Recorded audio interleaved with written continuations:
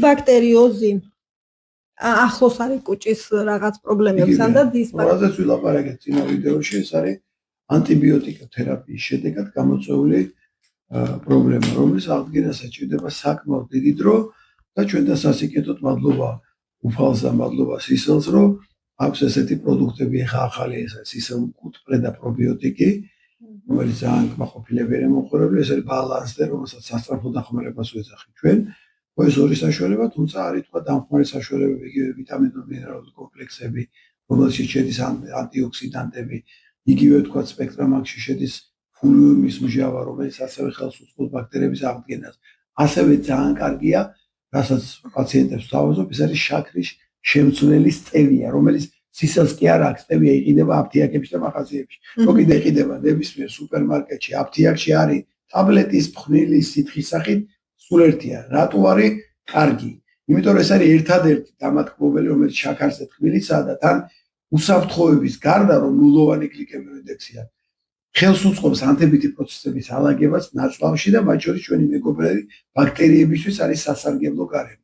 აჰა, სტევიას უკუჩვენება არა აქვს. სტევიას არა აქვს უკუჩვენება, არა აქვს გლიკემიური ინდექსი, ანუ აქვს 0.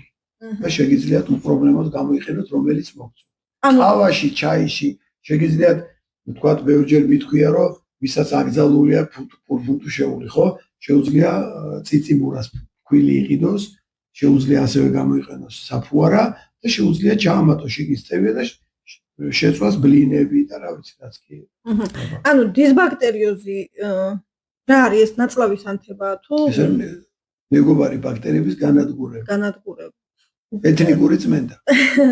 და ბალანსდე რო ადამიანმა ანუ სულ მიიღოს, იმიტომ რომ კუჭი ცოტა ისეთი ისეთი ის არის, რომ შეიძლება ნებისმიერ დროს გაღიზიანდეს. კი, მაგრამ უყურე რა ხდება, როდესაც გადაჭარბებით არაფერი არ ვარ.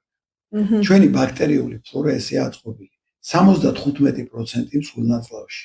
75% მეგობარი ბაქტერიებია, 25% არამეგობარი. ეს არის ბაქტერიები, ვირუსები, სოკოების და ასე შემდეგ. ეს 75% 65-ს ერთად თუნავს. ეს ბალანსი არ უნდა დაიღოს.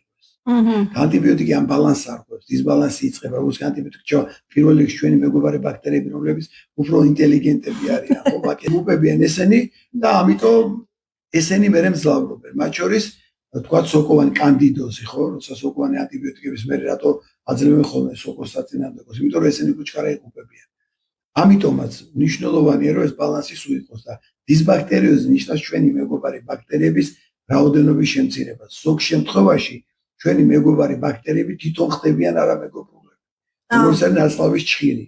და თუ ვთქვათ ეშერიხია ქვია, ეშერიხია კოლი, თუ ნაწლავის ჭხირმა შეიცვალა ზნე და შეგვიტია ყველაზე ზნეად ექვემდებარება კურნალობას. ეს ბალანსი იმიტომ მოვიყვანე რომ ნაწლავში არის ასეთი ბალანსი. ეს ყველა ბაქტერია ერთად რო აწონოთ 2 კილოგრამ ნახევარ 3 კილოგრამამდე აღწევს. წარმოიდგინეთ რამდენი არის. თქვათ კანზეც არის იგივე სიტუაცია, თუმცა კანზე ბალანსი სხვანაირად არის. კანზე 10%-ია მეგობარი ბაქტერიები, 90 პათოგენები. ხო.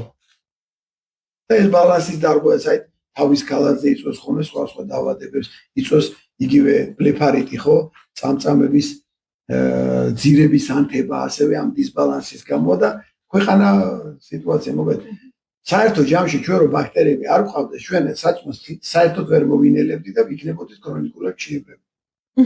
მონელების პროცესში თავარ სიტყვას იძახიან ჩვენი აი ეს უჯრედიანი მეგობრები ბაქტერიები და ისინი ახდენენ საჭმლის სტრუქტურირებას, ხო, დანაწევრებას.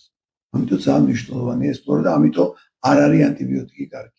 ხო და ანუ ბალანსდეც სულ რომ მიიღოს არ შეიძლება. ხო, ნუ სულ რომ მიიღოს იქ რა დისბალანსი შეიძლება, იმიტომ რომ ამე შედის სოციალური ლაქტობაქტერიების სხვა შტამი შეიძლება დისბალანსი მოხდეს. ზად აი იღებ 1 კვირა, 2 კვირა, 1 თვე, 2 თვე, მერე უკვე ეს მეგობარი ბაქტერიები შეიძლება სიჭარბეში გადავიდნენ. ანუ შევაჩეროთ თუნდამე. ხო, როგორც ეს დროდადრო მაინც დაჭირდება შესვენებები. მადლობა. არაფერს.